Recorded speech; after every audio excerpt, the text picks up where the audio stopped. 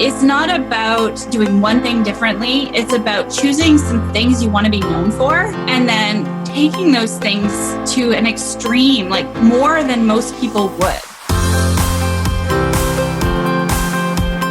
You're listening to Thrive by Design, business, marketing, and lifestyle strategies for your jewelry brand to flourish and thrive. Let's get started. Welcome to the Thrive by Design podcast, episode number 101. Today, you are in for a special treat because we're talking about branding and we're going to talk about what makes you unique. And I think I forgot to introduce myself. This is Tracy Matthews here, your host for the Thrive by Design podcast. I cannot believe that we are in over 100 episodes now.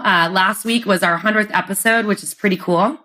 And now we're on to episode 101. We're going into the triple digits here, which is super fun. My guest today is Lisa Haggis. She helps overthinkers nail down what they want to be known for and how they want to show up in their business. She's the creator of the Substantial Branding System and a crusader for bold authenticity. She's a truth finder, brunch lover, Canadian, and adventurer in life's small things. My interview with Lisa is so fun because I don't know if you can identify with this at all, but have you ever thought of yourself as maybe like a little bit of an overthinker or someone who undershares their story, or you're not sure how to kind of shape everything that you want to be known for or your offerings and all these things into something really concise? Well, I can tell you that I used to struggle with the same thing. And that's why I'm really excited to have Lisa on the show today, because she's going to talk to us about different areas in our businesses that we can really dial into. She's going to talk a little bit more about her substantial branding system. And she's going to be talking more about how you can become more authentic to highlight what makes you unique to create a jewelry brand that everyone is talking about. One of those unforgettable jewelry brands. All right, I want to dive right into the episode, but before we do, I'd love to take a word from our sponsor. Today's sponsor is halsteadbead.com. I love Halstead Bead because they are so committed to supporting small business, in particular in the jewelry industry. Halstead has been a really amazing partner of Flourish and Thrives for a long time.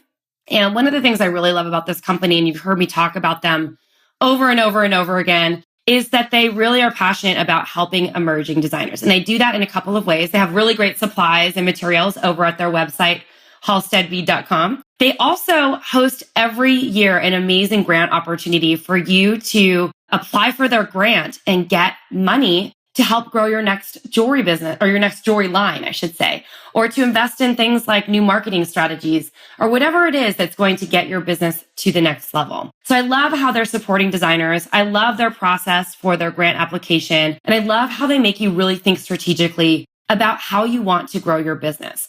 Now, I'd love to invite you to apply for the Halstead grant. Grant applications are closing in just 2 or 3 weeks. So you can head on over to flourishthriveacademy.com/Halstead grant. I will also have this linked up in the show notes here. But make sure that you apply, because whether or not you think that you're kind of ready for this kind of investment in your business, their application process is really amazing. And it's really going to get you to think about your business in a different way and start thinking strategically about your brand. And they're also offering $10 off for Flourish and Thrive members for orders over $100 or more. You can grab this using the discount code FTA2017 by using that over at halsteadbead.com. That's FTA2017 over at halsteadbead.com. All right, let's jump into this amazing interview with Lisa. Okay, I'm really excited because today I have Lisa Haggis here. She's a branding expert, and I'm excited to have her on the show for a lot of reasons. Lisa, welcome to Thrive by Design. Thank you. It's great to be back. It's awesome to have you here. And we were originally introduced by actually my former graphic designer. And it's really exciting to have Lisa here because when I kind of saw what she's doing around branding and creating a personal brand and a brand that maybe you're not even the face of, and all the things that you need to think about to create a brand that really stands out, or really create a multi-dimensional brand by highlighting what actually makes you unique. It's really exciting to hear her talk and sort of riff on this. So I'm very excited to have Lisa Haggis here on the show. So Lisa, once again, welcome. Thank you. So I want to dive in. I'm going to do a little formal recording, which I will read here. Lisa Haggis helps overthinkers nail down what they want to be known for and how they want to show up in their business. She's the creator of the Substantial Branding System and a crusader for bold authenticity. She's a truth finder, brunch lover, Canadian, and adventurer in life's small things. So one of the things that I love so much about what you write about yourself in your bio is, number one, it's like super concise, but also that you love to help overthinkers, because I think a lot of creative people overthink their brand when it should be just really simple. And we also have something in common because we both love brunch. So it's true because, I help people often craft how they introduce themselves. It's a big part of branding, and it's something that so many people dread. Like when you're talking about what you do, when you're trying to convey a message, all you're hoping is that there's one or two things that people will kind of snap onto and say, oh, like that's something I'll remember. That's something that'll come to mind. So, if somebody's talking about overthinking, then I had such specificity in my introduction that maybe I'll be the person who comes to mind. The brunch thing is because you want people to like you, right? You want people to feel like they have common ground. They have something in common with you. And so often we remove personal details from the equation because we're afraid to sound like that it'll sound silly or self-indulgent or not relevant. But when you put those details back in, you start to see that that's what people really connect to, because it's so human, right? Like, who doesn't love brunch? So let's talk a little bit about your journey into branding and how you kind of came upon your substantial branding system. Yeah. Okay. So my background is actually in marketing and business strategy. So in the marketing world, I was really a little bit of a square peg in a round hole anyways. There was no room for like that emotional component, which you do get with branding, because your brand should stand for something. It should kind of give you goosebumps. So I was lucky enough to kind of have enough pieces just kind of fall into place that I realized I need to be over there. That's where I need to be working. And so I just like a little bit at a time, I started by dabbling in branding workshops at my workplace, because I didn't feel like I had the right, like I was a marketing person. I didn't feel like I had the right to just go out and say, I'm a branding person now. Yeah. And it was a very little known field. So I just started right in my workplace, doing them for coworkers, I was a teacher, so I did them for my students. And from there, I ventured out on my own, and it took me a good 2 years before I changed my title from marketing to branding. But I did, and now I've been doing it for 5.5 years. Okay, awesome. And it's truly now my business is purely what my vision was way back then. It takes time, to just kind of establish itself. And you approach branding from such a different perspective. So instead of kind of approaching branding from a visual perspective, like you mentioned, you really approach it about your focus on the brand story and messaging. So tell us a little bit more about why this is all important and why sometimes the messaging might supersede what is traditionally known as branding. So it's about making sure, really it's all about client or customer love. It's about making sure that they want what you sell, giving them a reason to buy, and then meeting those expectations so that you're just continuously strengthening who they thought you were. And in order to do that, you need to know who you are. You need to know what you want them to know about you. Otherwise, you can't have intention, and it becomes a lot more arbitrary, all over the place. People are one thing one day, another thing another day. Right. And you just can't really build a story in their mind when you don't know what the story is you want to tell. So that's really why it has to happen first at this kind of story level. And branding is really about decisions. So who do you serve? What do you stand for? What's the value you provide? These are decisions you need to make so that your messaging and everything you put out there can have that that big punch. So what is your sort of take on or approach to creating a really strong brand story? Because I know that's something that our designers struggle with a bit. Yeah. So for me, your story should be substantial. There's 3 components to this. And what they are is meaning, which is that connection with people about something that matters on an emotional level. So when I say standing for something, that's talking about the meaning component. Like, if you have like a certain charity that you're involved with, or there's something that you really stand for, a lot of us say that we create jewelry with meaning, but what is that specific meaning? Like, how are you connecting with the audience? How are you connecting with the people that you buy? Like in the case of what I do, for me, really, it's finding that personal connection with my clients and helping create a piece of jewelry that's going to tie them maybe to the past or, a really special person, especially since I'm doing a lot of heirloom redesign. So let's dive into meaning a little bit more. Okay, and then we'll go on to the other two. So with meaning, the key to kind of unlocking what you stand for is painting a picture of the world that you want to create, like your vision for the world. And so when you go out into the world, you share that vision with people. You hope that the people who also share that vision, or at least like they're starting to share that vision, they're going to hear what you have to say about it. It's going to connect with them emotionally. And you're going to be more than just a jewelry designer to them now. The things you care about almost always will have some kind of connection or thread with the ultimate thing that you sell, which is moving into the next area, which is value. Like when you can connect with your audience based on your core values, you're just going to attract more people who value those same things. Like the value area is truly nailing your marketing message. This is what I have that you might want or desire or need. Yes. And so from the perspective of a jewelry designer, you're kind of in this realm of it maybe being considered a luxury or something something optional, right? Like I might not want it. And so, okay, now you've sidebarred me because I want to point out the reason you believe that it's not optional is probably a piece of your vision. Yeah. Oh, for right? Sure.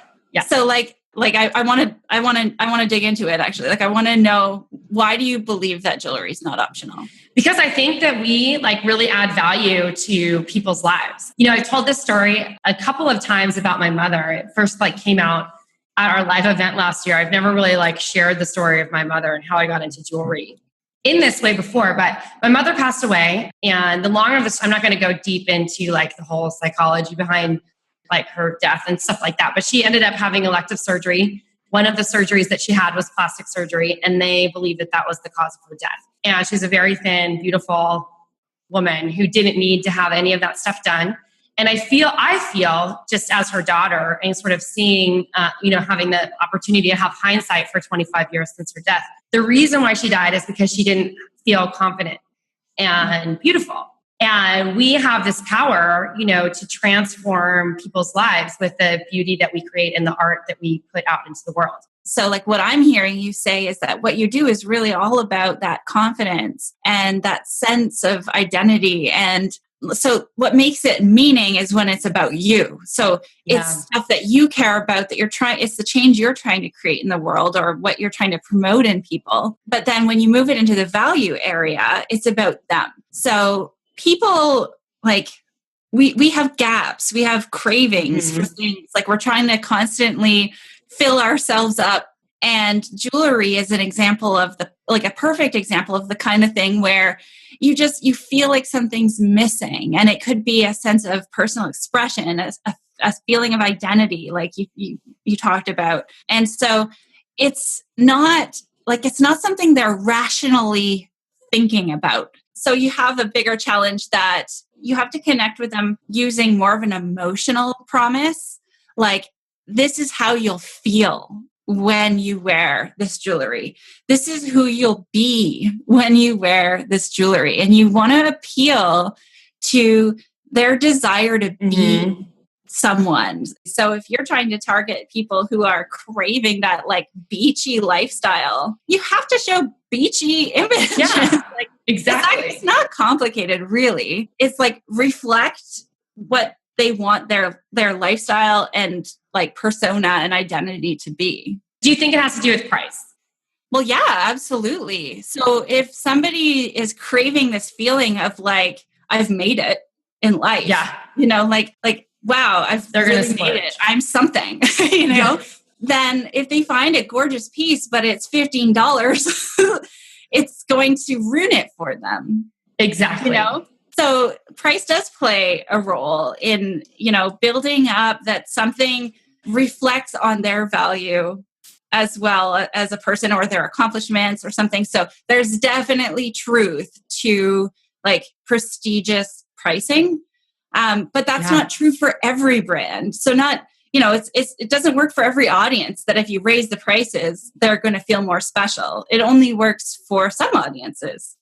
Well, I think this is a really important reminder for all the self-purchasers out there or all the people, the huge population of self-purchasers who are actually buying themselves jewelry, because a self-purchaser could be someone who wants to pick up like something that's not crazy expensive that they wear every day. But also a self-purchaser could be like my friend Alex before she had a baby.